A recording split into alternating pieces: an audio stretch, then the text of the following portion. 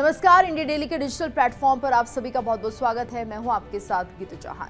Trump के भारत से आयात पर 25% अतिरिक्त टैरिफ के ऐलान से गिफ्ट निफ्टी बुधवार रात 0.39% गिरकर 24,784.5 पर बंद हुआ और दिन में 200 अंकों की गिरावट भी यहां पर देखी गई है। तो पिछले हफ्ते की अगर हम बात करते हैं तो ये गिफ्ट निफ्टी 0.8% कमजोर हुआ था। गुरुवार को सेंसेक्स निफ्टी में 1 से 2% की गिरावट भी संभव है। तो खासकर आईटी शेयरों की अगर हम बात करें तो यहां पर ये गिरावट देखी जा सकती है। वहीं अगर हम बात करें अमेरिकी राष्ट्रपति डोनाल्ड ट्रंप की, तो बुधवार को जिस तरह से भारत से आयात पर 25% का एक्स्ट्रा टैरिफ लगाने का ऐलान ट्रंप ने कर दिया है, इससे कुल टैरिफ की अगर हम बात करें तो ये 50% हो गया है। यानी कि पहले तो 25% का टैरिफ भारत पर लगाया गया था, लेकिन अब 25% टैरिफ और बढ़ा दिया गया है और इससे कहा जा रहा है कि एक्स्ट्रा टैरिफ है, यानी कुल मिलाकर अब भारत के लिए 50% का ये टैरिफ है। और ये फैसला ऐसे वक्त में आया है जब भारत अमेरिका के व्यापारिक रिश्तों में पहले से ही काफी तनाव हो गया था। तो लगातार भारत और अमेरिका के बीच जो व्यापारिक रिश्ते हैं वो अब थोड़े से तल्ख होते जा रहे हैं और जिस तरह से टैरिफ की बात सामने आ रही है, अब इन रिश्तों में जो खटास है वो बढ़ती जा रही है और इसका असर ग्लोबल मार्केट्स पर भी देखने को मिल रहा है। तो बुधवार रात की अगर हम बात करें 10:07 तक 0.39% गिरकर 24,784.50 पर बंद हुआ। दिन में इसमें 200 अंकों तक की गिरावट देखी गई और पिछले एक हफ्ते की अगर हम बात करते हैं तो गिफ्ट निफ्टी 0.8% कमजोर हुआ है, जो कि निवेशकों की बढ़ती चिंता को दिखाता है। यानी निवेशक परेशान है कि अगर यही ट्रेंड रहा तो आने वाले दिनों में मार्केट किस तरफ जाएगा। ट्रंप का ये जो नया आदेश आया है, जो कि 27 अगस्त से लागू होगा और इसके तहत भारत से अमेरिका जाने वाले सभी सामानों पर एक्स्ट्रा टैरिफ लगेगा। यानी कि अगर एक्स्ट्रा टैरिफ लगेगा तो आप समझिए कि जो भारत का सामान है वो ज्यादा नहीं खरीदा जाएगा।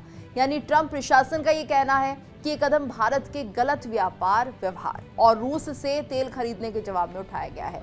तो देखिए, ट्रंप यहाँ पर एक तरह से अपने आप को सही भी बता रहे हैं। वो कह रहे हैं कि जो भारत है वो गलत व्यापार कर रहा है। यानी सीधे तौर पर उन्होंने भारत के लिए एक माइंड सेट कर लिया। उन्हें लग रहा है कि जो हम व्यापार करते हैं बाकी देशों के साथ वो गलत है और इसमें उन्होंने रूस का जिक्र किया और रूस की वजह से उन्होंने जुर्माना भी पहले भारत पर लगाया था और अब सीधे तौर पर खुलकर बहुत आराम से वो कह रहे हैं कि तेल खरीदने के जवाब में हम ये कदम उठा रहे हैं भारत के खिलाफ। तो बुधवार को अगर हम बात करें तो यहाँ पर एशियाई और यूरोपीय बाजारों में काफी तेजी दिखाई दे रही थी और अमेरिकी बाजार भी दिन में हरे निशान में थे।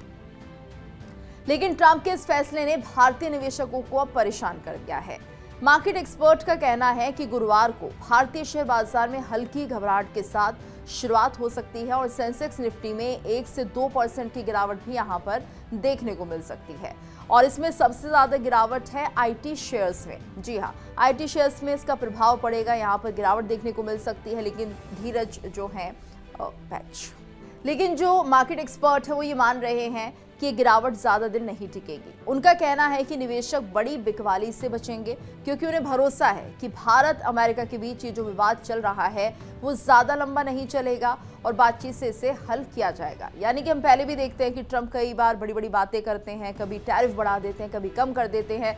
तो अगर उनका यही नेचर रहा तो ये जो विवाद है वो ज्यादा लंबा नहीं चलेगा और साथ ही साथ भारत अपनी बातचीत से कोई ना कोई समाधान जरूर निकालेगा।